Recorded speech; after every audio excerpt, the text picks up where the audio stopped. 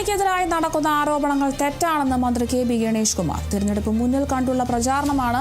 ഇതിലും വലിയ ആരോപണങ്ങൾ ഉണ്ടായപ്പോഴും ജനങ്ങൾ വിജയിപ്പിച്ചിട്ടുണ്ടെന്നും ഗണേഷ് കുമാർ പറഞ്ഞു. ആരോപണങ്ങൾക്ക് പിന്നിൽ കോൺഗ്രസുകാരാണ്. പ്രണയമില്ലാത്തവർ പൊട്ടന്മാരാണ്. ഗണേഷ് കുമാറിന് പ്രണയമുണ്ടോ എന്ന് ചോദിച്ചാൽ 5000 പ്രണയമുണ്ട്.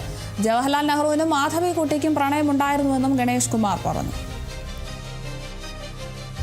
ഇത് കുശുമ്പല്ലേ? അത് തെരഞ്ഞെടുപ്പ് അടുത്തുകൊണ്ടാണെന്ന് നിങ്ങൾക്ക് മനസ്സിലായല്ലോ. പിന്നെ ഗണേഷ് കുമാറിന് പ്രണയമുണ്ടോ എന്ന് ചോദിച്ചാൽ മാധവിക്കുട്ടിക്ക് പ്രണയം ഉണ്ടായിരുന്നോ എന്ന് ചോദിക്കുന്ന പോലെ ഉള്ളൂ. മനസ്സിലായോ? നിങ്ങളിൽ പ്രണയിക്കാത്തവരാരാണ്? ഗണേഷ് കുമാറിന് ഒന്നല്ല 5000 പ്രണയമുണ്ട്. എല്ലാം സ്നേഹമാണ്. കാരണം പ്രണയമില്ലാത്തവൻ പൊട്ടനാണ്. അവന് തലയ്ക്ക് എന്തെങ്കിലും അസുഖം കാണും. പ്രണയം ഉണ്ടാവും.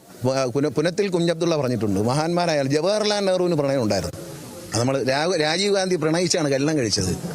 ജവഹർലാൽ നെഹ്റുവിന് പ്രണയം ഉണ്ടായിരുന്നു. വാജ്പേയിക്ക് ഉണ്ടായിരുന്നു. മാധവിക്കുട്ടി മരിക്കുന്നവരെയും പ്രണയിച്ചു.